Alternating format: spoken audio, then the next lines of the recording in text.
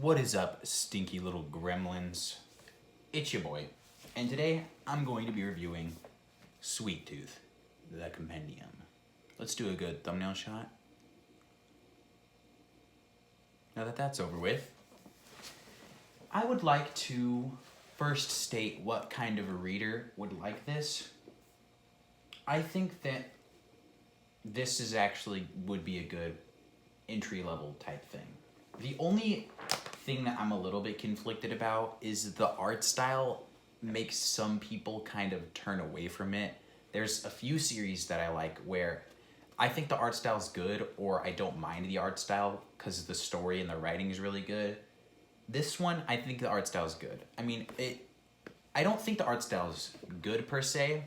I think it accomplishes what what art style should accomplish, and that's that it perfectly captures the emotions of the characters in any given moment, and it paints a picture for you that's accurate of what's happening. Those are the two things I think art styles should do in comic books or manga whenever you're reading them. They should capture the characters' emotions and capture the environment well and what's happening.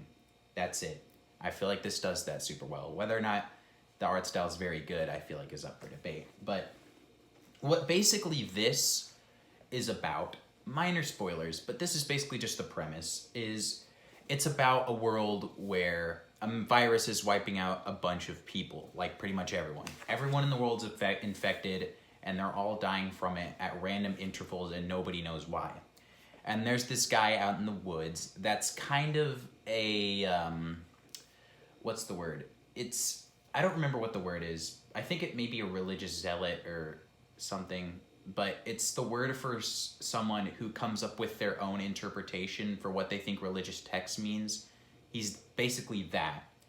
And he lives in the woods with this, like, half deer, like, weird child.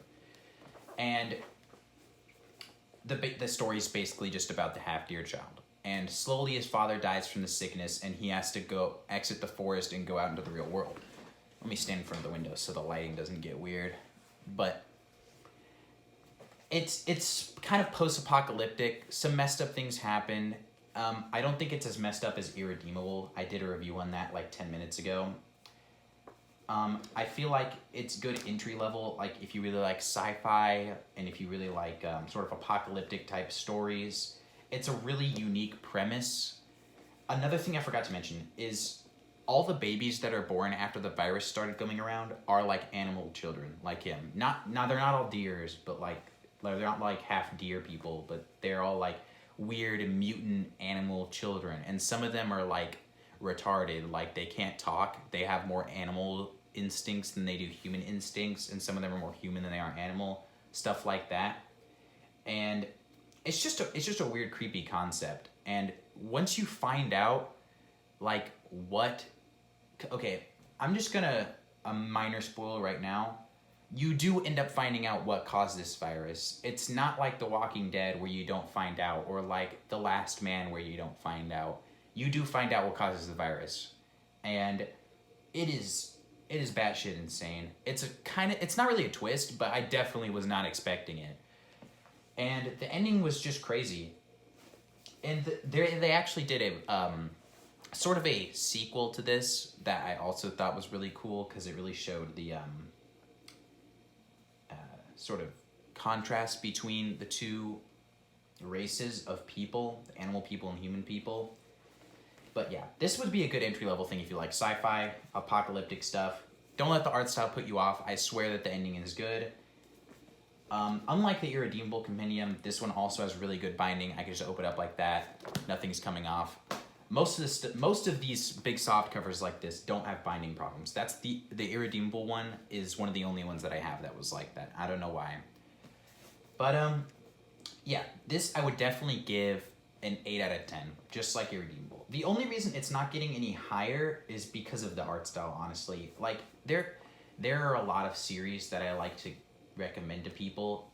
So like even my brother, like he likes reading stuff like this, like he read Invincible, that they just don't read because they don't like the art style. So for that reason alone, it's getting an 8 out of 10. I reread this like twice. I read it first time and I read it a second time. I liked it, and that's pretty much it. I'd give it an 8 out of 10. Good for new readers. That's about it. See ya.